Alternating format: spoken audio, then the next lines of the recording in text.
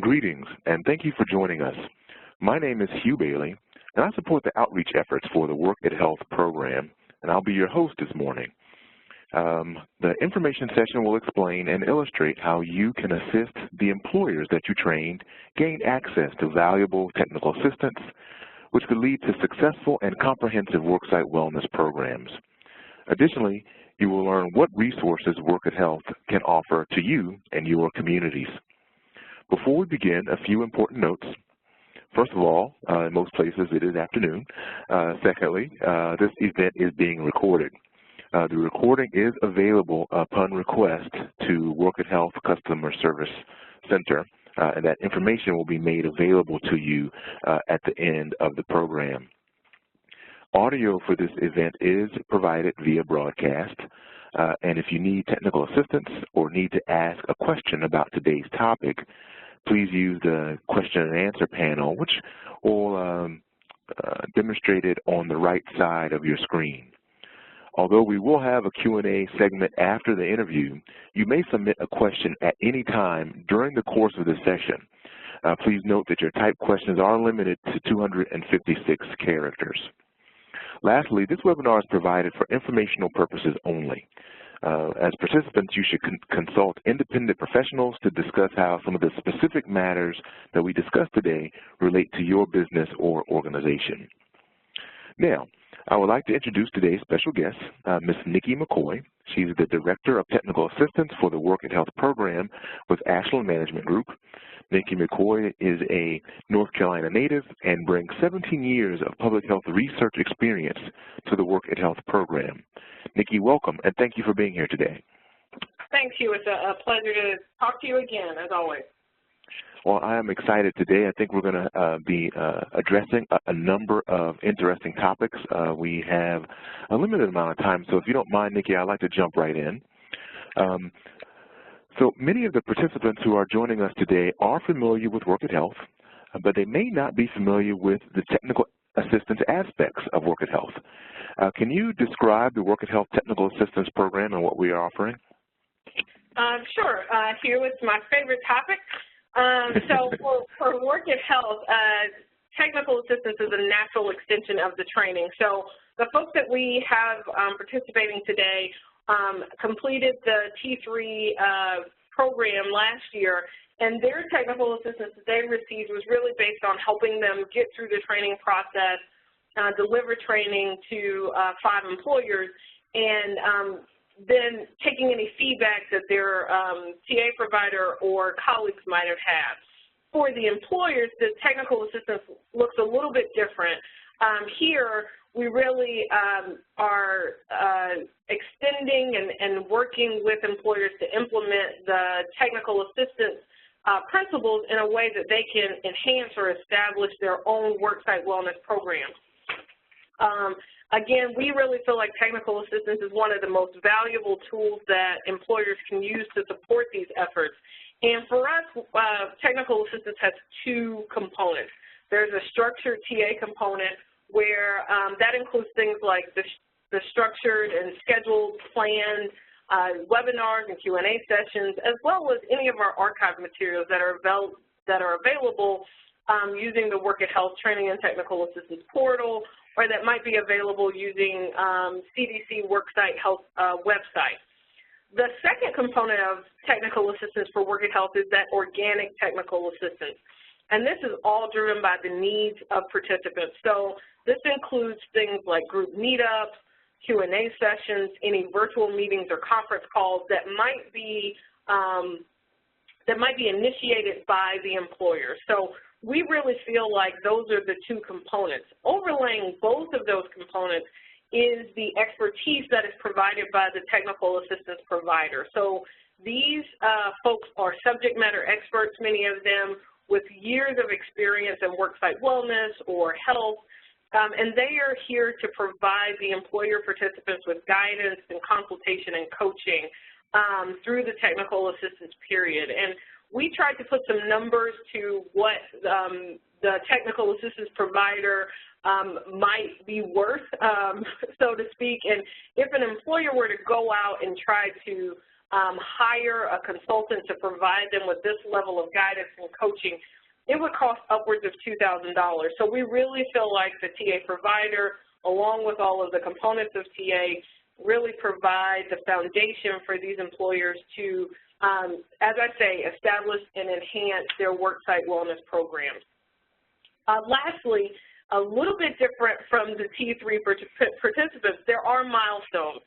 And for the employer participants, there are 4 milestones. And so I just want to take a second to really go over those for the T3s who are on the phone so that they can communicate that to their employers if necessary. So our goal is always to produce more, better, science-based wellness programs. And so these 4 milestones really walk people through the development of these programs. So during the assessment milestone, we ask that employers look at assessment materials like the CDC Worksite Health Scorecard and organizational assessments, looking at the data that you get from those to look at where gaps exist, and then use the planning period to look at and create a plan to close those gaps, determine what programs can be put in place that will meet the gaps and supply the needs that the employers identified during their needs assessment, for example.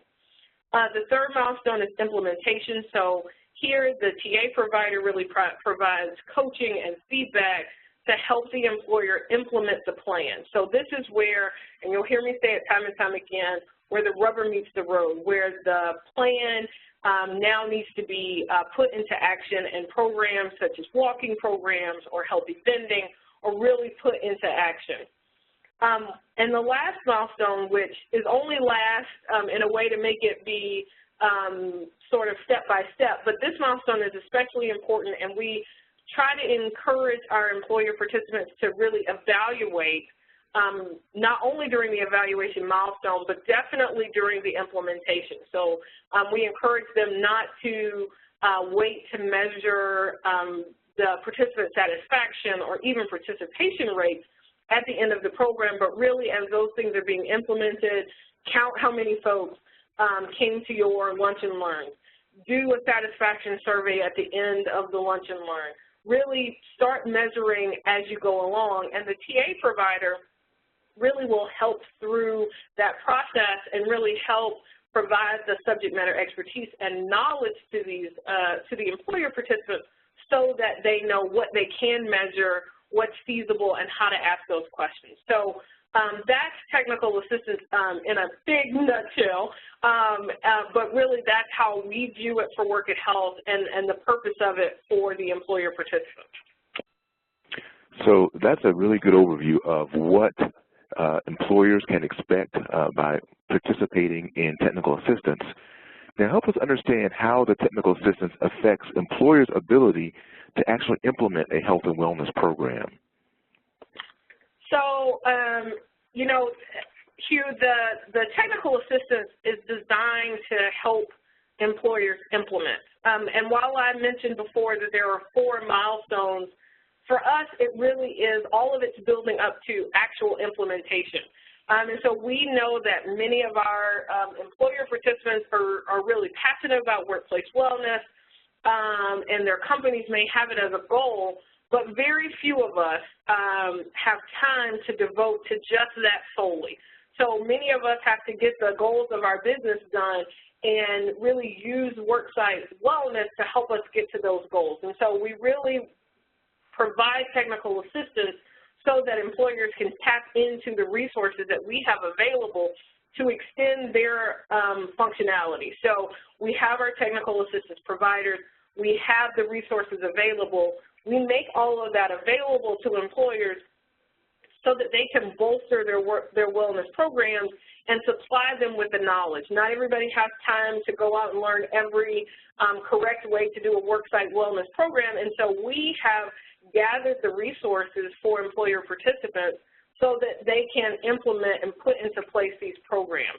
Again, I would say that the technical assistance provider is essential to really helping implement, but one of the things that we also want to encourage is that employer participants are a part of a community. And so there are other employers in companies of a similar size or a similar industry in which we can learn from each other in that community. So say I work for a company, I think my example I use often is I work for a pencil factory, and my colleague in my same cohort works for an eraser factory. We may have a company of the same size, slightly different industry, but we could learn from each other in the way to implement worksite wellness. So my colleague who works at the eraser factory understands that we may need to put in place breaks so that folks can get some exercise. And they maybe can help me learn how I can talk to my leadership about that. So I often say that two heads are better than one, and as you'll be in a community of dozens of other heads, you might as well take advantage of the knowledge and experience that they all bring to the table and really participate in technical assistance with them as a group. Okay, so we've talked about the technical assistance. While we can't speak directly to the participants, I can hear some of the more obvious questions. When does the technical assistance begin, and how long does it take place? Those are great questions, Hugh, and I like it when you ask them together. Thank you. So we have our first cohort that is starting May 1st. That started May 1st, and they are almost through their assessment milestone, and we're very happy to have them participating. But we don't want employers to lose heart. There is another cohort that is starting on August 1st. And we are inviting TA providers and T3 participants to invite their employer participants that may be interested to apply to participate in that cohort that's coming up in August and really start their programs.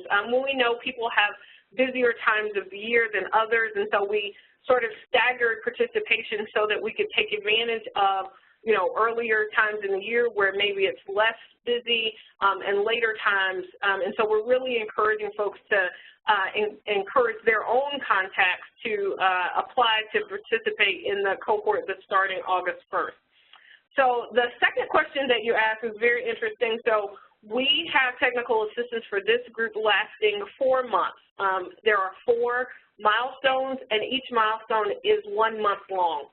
And I want to just caution people that 4 months is not a very long time, but our goal here is to get comprehensive worksite wellness programs initiated, get them started with a little P program. And that means a singular program trying to cover or close one gap. So you notice in the CDC scorecard that exercise is definitely not something that your organization does well, and you notice in your needs assessment that your employers are clamoring for an exercise program. Well, if you decide that walking is conducive to your atmosphere or what's around your work environment, or even taking the stairs or encouraging folks to take the stairs, we here are on a 9th floor, and many of my colleagues walk up and down the steps in order to increase their exercise on a daily basis. So there are some ideas that that's the program to start. Are you going to start a walking program? Are you going to encourage people to take the stairs?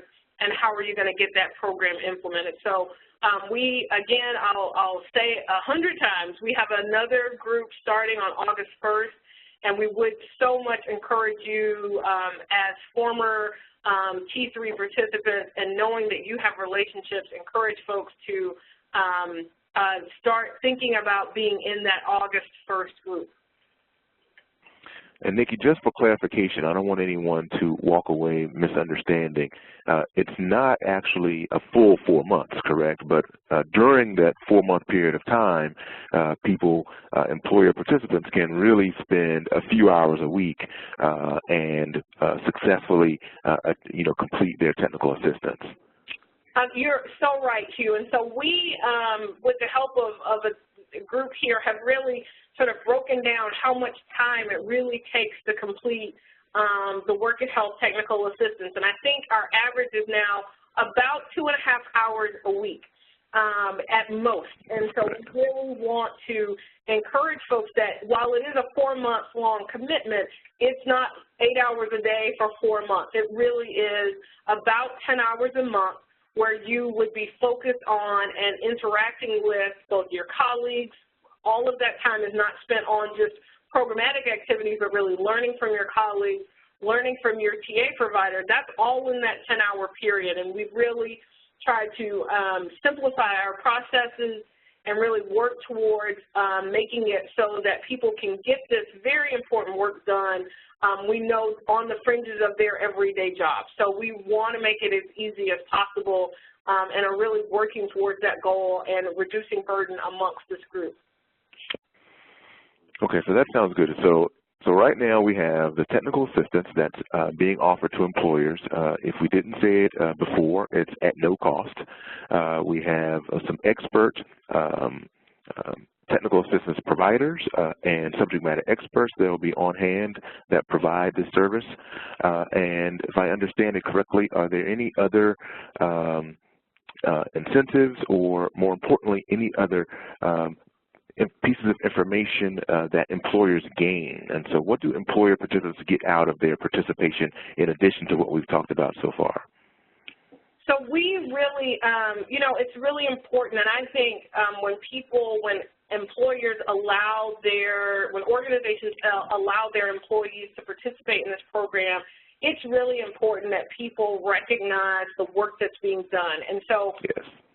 If folks complete the 4 milestones that we talked about, assessment, planning, implementation, and evaluation, they will get a certificate really proclaiming their organization as a Work It Health employer. And that means that someone inside of their organization has taken the time to complete the milestones and get this work started for a comprehensive wellness program. So there is a certificate.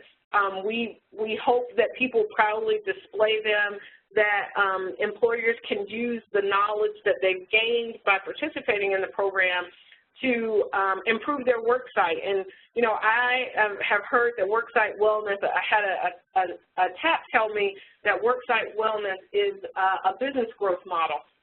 And I really believe this. If you have a comprehensive worksite wellness program, you can, it can help you recruit the best and brightest. And so we really want people to take advantage of the benefits of the Work It Health program. So we see them as some tangibles. You will get a certificate and be proclaimed as a Work It Health employer, as well as the intangibles. You've now gone through the process. You have a worksite wellness program that is up and functioning and science-based and has is following the CDC model, and the CDC is the largest public health institution in the country, and those things can really, I think, improve one's business model and really help you keep and retain and attract the best and brightest to your organization. And so, Nikki, why do we offer this technical assistance, this certification process to the employer participants? So here, you know, back in 2014, which I say sounds like a long time ago. So, you know, it does. It feels that way too. It feels that way. Several months ago, we did not know that Work It Health was going to be expanded into 2015, 2016.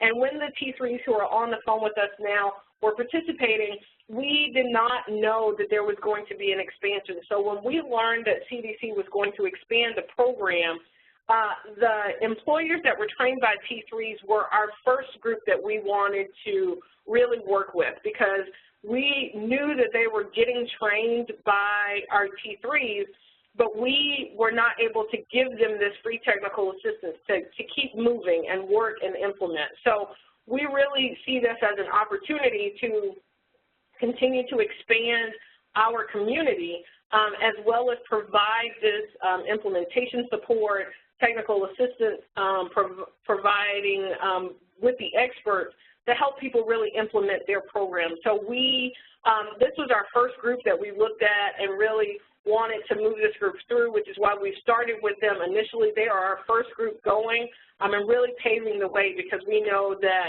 if we can get these programs the support that they need to implement, we've now expanded our Work It Health community exponentially and really have the number of science-based comprehensive worksite wellness programs increase so much. So that's really our goal, and that's really why we focus on this population and why we want to communicate to our T3 participants how important it is that we really reconnect with the folks that you train in order to provide them with the technical assistance. Okay, so that's great. So we've spent some time talking about how employers who can participate in the technical assistance can really gain from their participation and sort of gain validation through certification. But the individuals who were participants as train-the-trainers last year can also find some value in this effort. Can you talk about how the former train-the-trainer participants can continue to participate through Work at Health and ultimately train employers in their own communities? Absolutely. So I'm going to take a second to just show the folks on the phone our brand new Work at Health portal. And so I'm just going to take a quick second to share with you all the new portal. Right? And here, what we have is, what you can see in front of you is workathealth.us, and this is our new portal. And what we are hoping for is in the next few weeks, the T3 participants, many of you who have opportunities to train other employers in your communities, can really start interacting with this portal and getting your information up. So here you see right across the top, we have a tab for certified trainers. And right now we don't have any information, but we are hoping to get out to all of you all a licensing agreement so that you can have continued access to our training materials, updates on any changes that we make to the curricula as we go forward. You know, we are in a continuous improvement process where we're always looking for ways to improve our curricula in order to make it more up-to-date, more efficient, more knowledge-based for our employers and our T3 participants. And so we want to encourage you all to take part in this. And once the agreements are together and everyone's agreed to participate, we would like to list you all on our Certified Trainers page. This will also provide us with information about where people are training. So say, for instance, I am in Gotham City, North Carolina, and I want to do a training. I may see that there's a T3 certified trainer who's near me in Mayberry, North Carolina, and it's only 15 minutes from me. I want to contact that trainer and make sure that I know when his or her next training is so that I can participate. And so we feel that this is both a positive for the certified trainer and a positive for us, because you will be listed here. We'll be able to know when you're training. You'll be able to have access to the latest, most up-to-date materials from both ASLN and CDC, and you'll be able to share with other people out in the community who may just come across the Work at Health page to be open for training to others in your community. So we are really working through this process. We want the certified trainers to have continued access to Work at Health and be a part of this community. We are not letting you go now that you've completed the T3 milestones. We really want to keep you as a part of our community and keep you engaged with the program. Okay, so that is really good. So now I think that we've given the right context. Let's talk about what those former trainer participants who are on the line now, what can they do? How can they continue to, one, engage their employers that they trained and continue to stay involved? So, Hugh, I see it as twofold. I think, first of all, what we'd really like for the T3s to do is run, don't walk, over to their employers that they trained, and really encourage them to participate in Work at Health technical assistance. We know for many of the T3s that they did, as I said, continue to keep in touch with them, but we have a process that is science-based and CDC-backed, and we really want to share the resources that we have as a program with the employers that you train. So really we're asking that you contact them, encourage them to participate, encourage them to apply.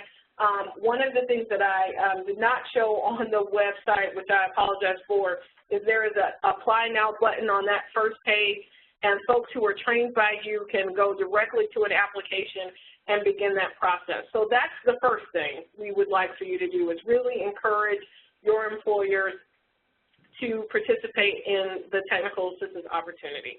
The second thing that we want you to do is personal for you.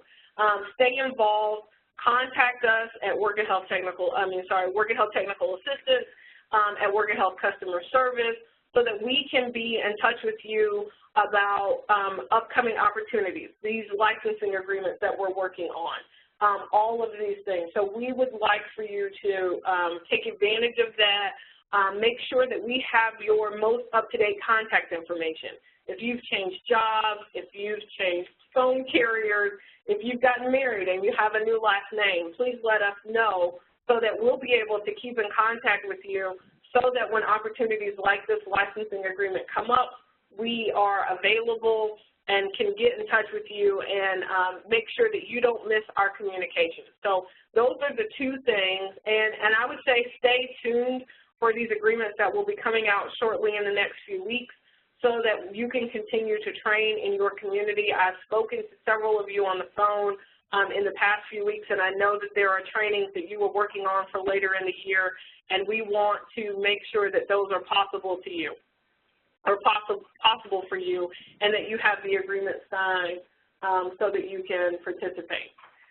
So those are, I guess I started off with two and then I added one. So those are the things that we really want the T3 participants to do over the next little while.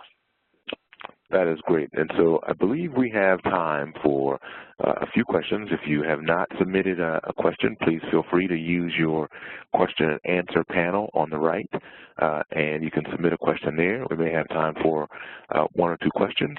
I do have one question that looks like a participant has submitted, and we've talked about this to a degree.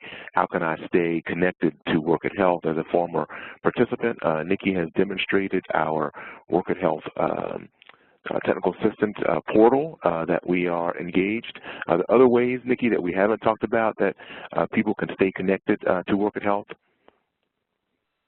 I think if you, we are always, Work at Health has gone very social, so we are on Facebook and Twitter and YouTube, and that is where we're communicating with the world. So please like us and retweet our tweets and follow us so that you can stay up to date with new things.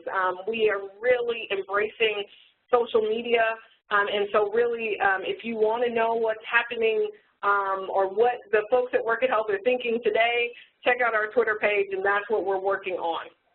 And again, I cannot say enough about really engaging with the employers that you train and really engaging with us as a program so that we can keep in touch with you. So those are the three ways that I think we can all stay in contact. And I would say, you know, just really be on the lookout for new opportunities, any resources that you might find that may be helpful to the Work at Health population. Please do not hesitate to share those with us, send those to customer service, send those to technical assistance, because we're always trying to build our resource library, and we know that many of you have expertise that we want to continue to share throughout the community. So those are the ways to stay connected with Work at Health. Okay, Nikki, and I believe if we can try to get this answer within about 30 seconds, we'll be able to take one final question, and it's really one around clarification. They just want to make sure that as a T3 trainer participant, am I allowed to train more employers in the future using the Work at Health model? So I like it when it's an easy question. So the answer to that question is... and quick. Yes, the answer to that question is a resounding yes. One of the things that we want to make sure is that all of our trainers have the most up-to-date curricula. There have been some modifications over the last few months since many of you trained. I think last year our first training was in July and our last training was the week before Christmas, and so we've made some changes at that time period, and so those agreements that we talked about will be a part of making sure that you have access to the most up-to-date curricula, the training materials, really thinking about the process. And so the answer to that question is yes, but there are some things that we need to make sure we negotiate and talk with you all about to make sure that you have the correct materials to adequately train the employers to make sure they get the information they need. Excellent, excellent. Well, thank you for the questions from the audience. Nikki, thank you especially for sharing your time and expertise today. And again, I just want to make sure the audience knows we appreciate your participation. More importantly, we really appreciate your engagement in reaching out to your employers that were trained to get them involved in this technical assistance. We value your feedback and would appreciate you responding to the rating poll. It'll appear on the right side of your screen. If you have questions or comments about today's session, please contact us using the information on your screen. Again, we thank you very much, and this concludes today's session.